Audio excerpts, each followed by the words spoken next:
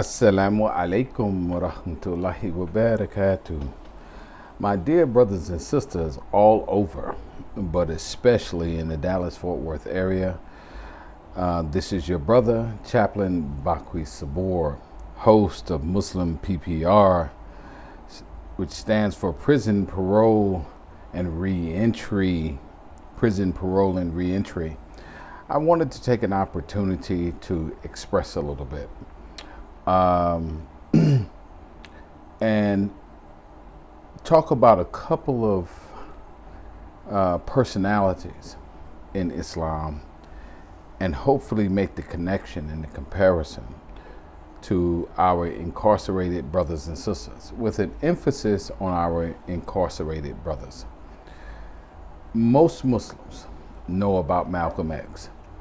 If you don't know about Malcolm X, read about Malcolm X. And those of us who know about Malcolm X, we understand his journey and how he was introduced to a brand or an ideology that was branded as Islam. And we know what that ideology was about. And in his journey, at some point, he visited Mecca and interacted with Muslims around the world and was convinced of the Quran and Sunnah, right? And he became a very influential person amongst Muslims and an inspiration to many, many converts, especially in the African American community. There was a video clip that I saw from Sheikh Umar Suleiman, who was advocating for an organization in California called Link Outside. In that clip, Sheikh Umar Suleiman made a statement, and the statement was, "You never know where the next Malcolm is coming from." A very profound statement in advocating for incarcerated Muslims. When we understand Malcolm X and his journey and how influential he was, we can relate to the statement of Sheikh Omar Suleiman that we never know where the next Malcolm come from. And in my experience, all the masajids I've ever been to,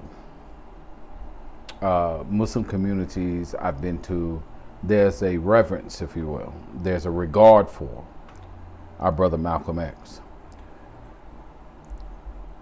They speak very highly of Malcolm X. They seem to have this general appreciation for his journey. But do we see that in reality?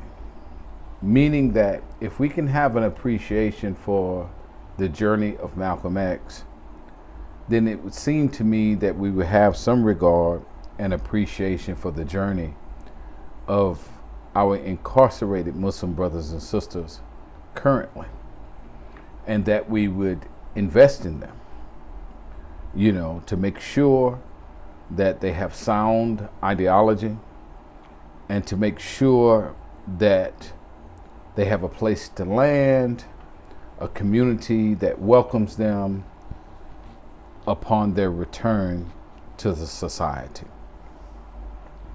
I'm going to read off of a paper, about another great man in Islam, one of the Sahabas of our dear beloved Prophet Muhammad sallallahu alaihi wasallam, and that would be Umar ibn al-Khattab radiyallahu anhu. Let me just start reading, and I'll try to make the connection or get to the point. Umar radiyallahu anhu belonged to a middle-class family, neither rich nor poor, of the Adi clan, part of the tribe of Quraysh. He had a tough upbringing. His father was known to be a harsh man who worked his son to exhaustion and beat him when he was considered it necessary. Despite this, Umar is believed to have been literate, which was uncommon skill in pre-Islamic Arabia. Skipping a line or two, Umar radiallahu anh was tall, well-built, muscular man known for his fierce demeanor and wrestling skills. Umar radiallahu anh began his working life as a shepherd for his father and aunts, and he was paid a very small stipend, often only a handful of dates for a full day's work. He supplemented his income by engaging in wrestling competitions, but as he grew into manhood, he became a successful trader and respected businessman.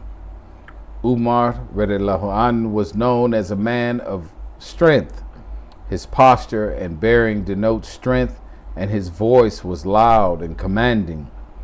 When a number of people became Muslim in Mecca, Umar radiallahu anh pronounced his hatred for Islam openly and took part in the abuse and torture of many of the weaker converts to Islam. Besides Umar radiallahu anh, there was another strong, determined man opposed to Islam.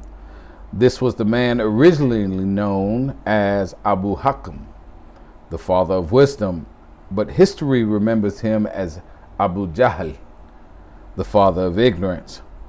The avowed enemy of Islam, Prophet Muhammad sallallahu alaihi wasallam gave him the name Abu Jahl to denote his total ignorance in not recognizing the truth of Islam. Traditional accounts reveal that Prophet Muhammad sallallahu alaihi wasallam on one occasion raised his hands in supplication and begged Allah to strengthen Islam by whomever of the two, Umar ibn al-Khattab or Abu Hakam, he loved most. To the enemies of Islam and to the companions of Prophet Muhammad sallallahu alaihi wasallam, Umar radiallahu anh, embracing Islam was an unthinkable notion. Umar's hatred of Islam was so strong that he volunteered to kill Prophet Muhammad sallallahu alaihi wasallam. Without a second's hesitation, he strode down the streets of Mecca, intent on drawing his sword and ending the life of the Prophet of Allah. One of the men of Mecca who was secretly a Muslim saw the look on Umar's face and immediately knew that his beloved Prophet sallallahu alaihi wasallam was in danger. Without fear for himself, he approached Umar and asked him where he was going so quickly. Umar replied that he was going to the man who has disunified our people, cursed our gods, and made fools of us. And he said, I am going to kill him. The young Muslim man named Nu'aym felt terror rush into his heart and tried to engage Umar in a discussion to divert him, but Umar was intent on his mission and continued to stride along the street. Nu'aym reluctantly spoke the words that led Umar to Islam. He said, why don't you take care of your own house first? Umar stopped short and asked him what he meant by those words. Umar's beloved sister and her husband had secretly embraced Islam, and Nu'aym revealed their secret in order to save the life of Prophet Muhammad sallallahu alaihi wasallam.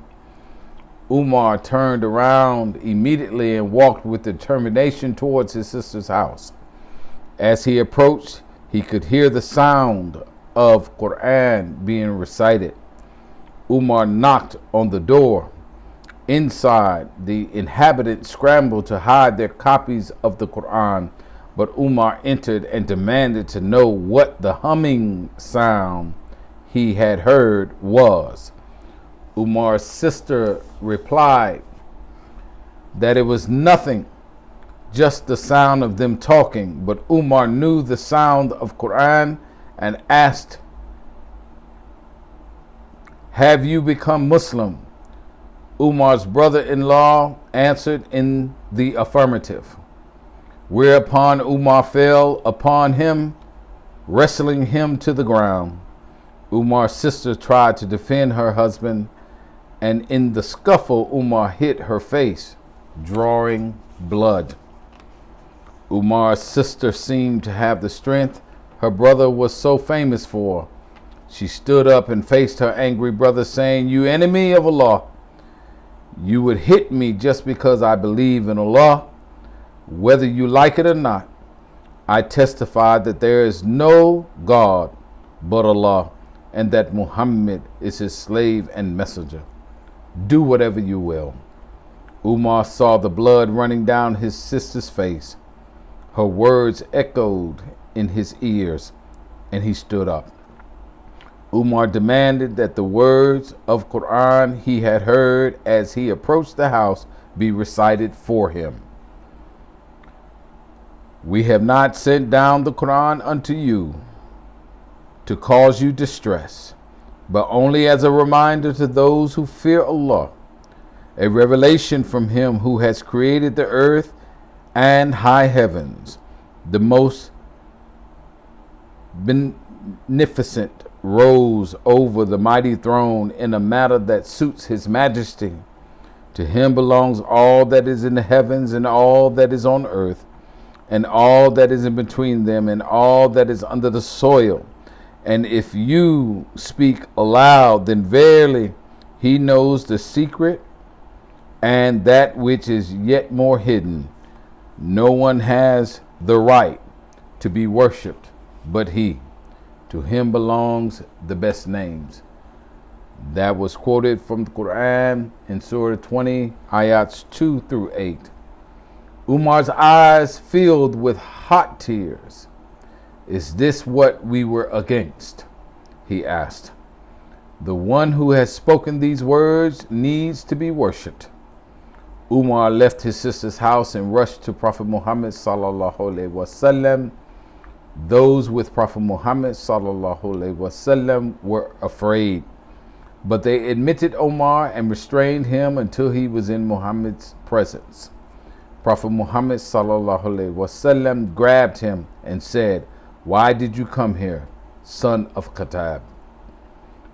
Umar faced Prophet Muhammad sallallahu alaihi wasallam with humility and joy and said, "O Messenger of Allah, I have come for no reason except to say I believe in Allah and his messenger."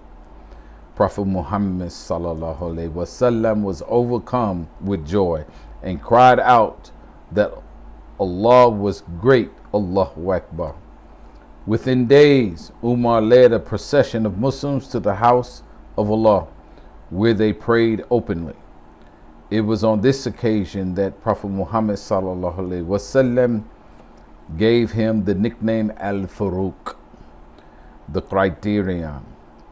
It denotes one who is able to distinguish truth from falsehood. Islam was strengthened with Umar. His fierce hatred melted into a love that knew no bounds. His life and his death were now for the sake of Allah and his messenger. I recount that story, and I'm sure that you all already knew it, to show the parallel. Just like Malcolm X, I wouldn't necessarily say that he was an enemy to Islam or anything like that. But his journey in finding the Quran and Sunnah strengthened Islam. And his journey started from a state of ignorance, just like Umar radiallahu anhu. And it strengthened Islam. Getting back to the statement of Sheikh Omar Suleiman, you never know where the next Malcolm is coming from. This is the journey that our brothers or sisters are on who are incarcerated. I want to recap some of the story of Umar radiallahu anh to make some other parallels. I've highlighted the fact that the story recounts that Umar radiallahu anh had a tough upbringing.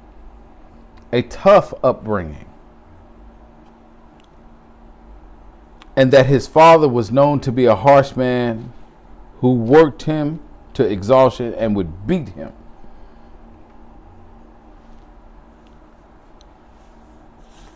I want to give you some data. And while I'm searching for that data, I want to remind you all that I am a product of this environment that I speak about. And so my personal testimony confirms the data that I'm about to read to you. People who enter the criminal justice system are overwhelmingly poor. How do I connect that? Reminding us that Umar radiallahu anh began his life as a shepherd and was paid a very small stipend, often only a handful of dates for a day's work, and he had to supplement his income with violence, actually, by wrestling people, defeating them physically. Going back to the data, people who enter the criminal justice system are overwhelmingly poor. 2/3 detained in jails report annual incomes under $12,000 prior to arrest.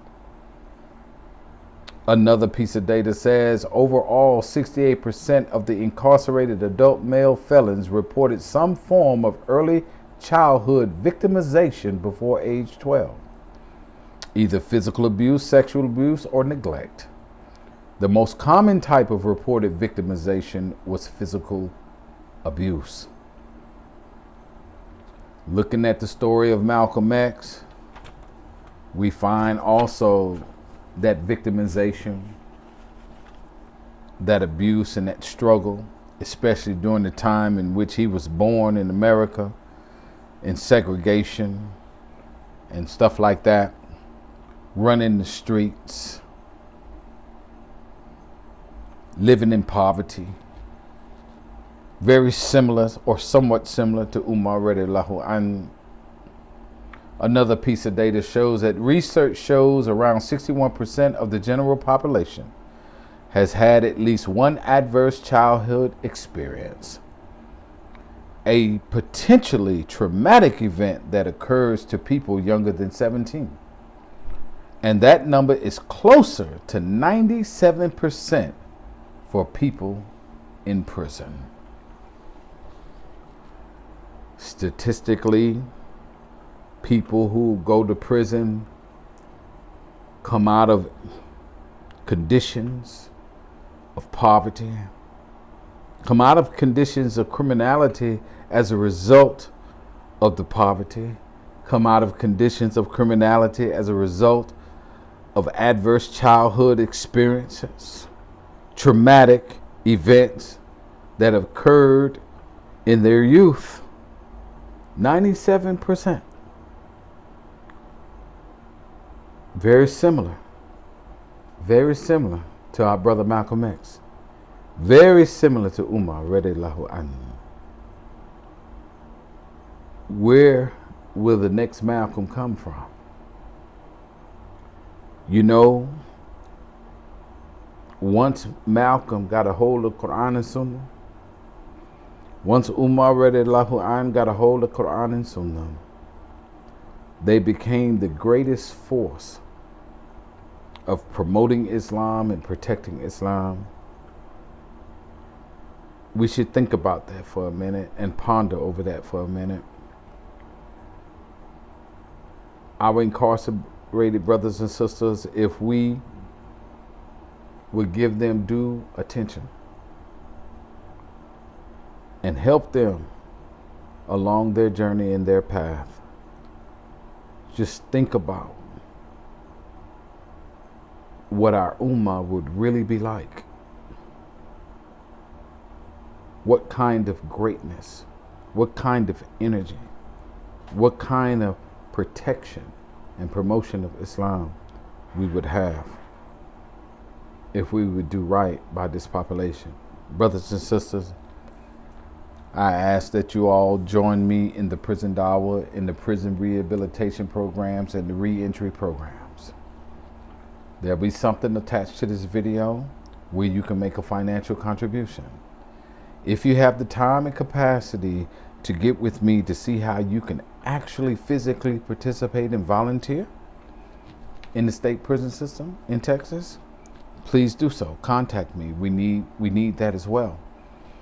If you can't physically go and volunteer, maybe you can help me develop lessons, teaching modalities, and curriculums that are needed and that are necessary to expound our deen more clearly to those who are incarcerated.